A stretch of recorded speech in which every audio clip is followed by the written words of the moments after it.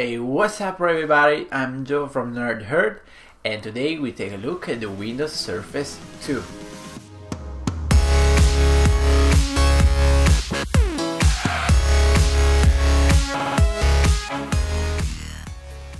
The Surface 2 is definitely not the newest tablet out there, as it came out at the end of 2013, but since we had the occasion to try it for a while, we thought we might as well give it a shot and show it to you guys. So when you take it out of the box, you'll immediately see that it's indeed a really big tablet. It has a 10.6 inches display, which we'll discuss in a second, and a pretty big bezel and weighs 1.5 pounds. The tablet feels pretty good in the hand, is solidly built and not too difficult to hold, and the extra weight does give a welcome sense of premiumness. One nice addition to have is the tiltable back, which will allow you to make it stand up without the need for a third-party case. The display is a TFT LCD display with Full HD resolution, and I have to admit I'm really impressed. For a tablet more than 1 year old, it's a really beautiful display, with nice colors and nice viewing angles. Because of the size, it is almost perfect for media reproduction and gaming, and I can also clearly read on that without any problems.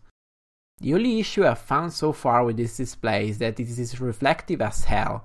It's really difficult to find a spot where you have no reflections on, and that's totally a problem if you plan to use it outside. Paired with the display, there are two side-facing speakers which are reasonably loud, but not as high quality as I'd like to. They get the job done most of the times, but I suggest always using headphones if you can. Of course, the Surface 2 runs Windows 8.1 RT, which means you'll get pretty much the same experience you'd get on a PC, apart from one single but really limiting aspect. You can't install normal Windows applications. That means you won't have Chrome or Firefox, you won't have Steam or Spotify, or anything else you'd expect from a common Windows machine. And that wouldn't be a problem if only the Windows Store had more apps.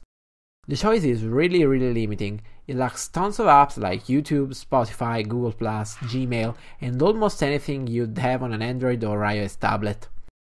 There are some third-party clients for these apps, but honestly most of them are just unusable. However, if you don't mind the limited selection, the apps that are present are really well done, and the hardware does help in making them responsive and perfect for everyday usage.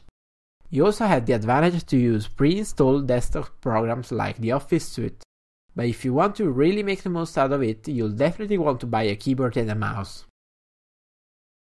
Being it such a large tablet, the possibility of having a split screen is also a plus, but that doesn't necessarily mean you'll use it all the time. It's quite laggy for most apps, and I couldn't figure out how to make it work properly.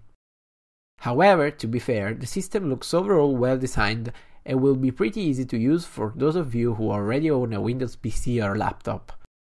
It's also worth noticing that this isn't just a port from the desktop version, as it is optimized for a touch interface and has these features like gestures.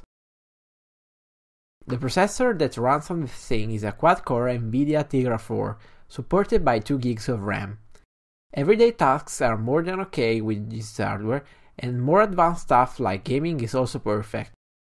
As mentioned earlier, the choice is not vast, but I've tried Asphalt 8 with excellent results.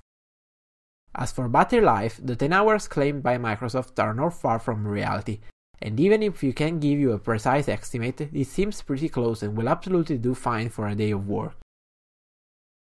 The Surface 2 also includes both a 3MP front-facing and a 5MP rear-facing camera, and even if I have to admit that having a 10-inch tablet as a viewfinder is crazy comfortable, you definitely shouldn't buy this one to shoot pictures.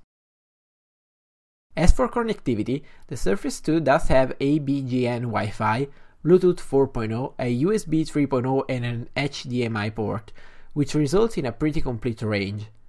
As a welcome addition, you also have a microSD slot on the back that allows you to expand the 32 GB of memory, especially useful if you have lots of music or videos. So what can we say on the Surface 2 as a whole? Windows really got this one right as for the hardware, combining a nice display, a powerful processor and a good battery life. However, if you dig into the software department, it won't take much to notice the many features Windows RT is lacking.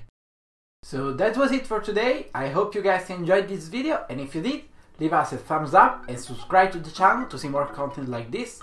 Also, don't forget to follow us on Twitter and Facebook. This was it. I'm Joe from Nerd Herd, and I'll see you next time.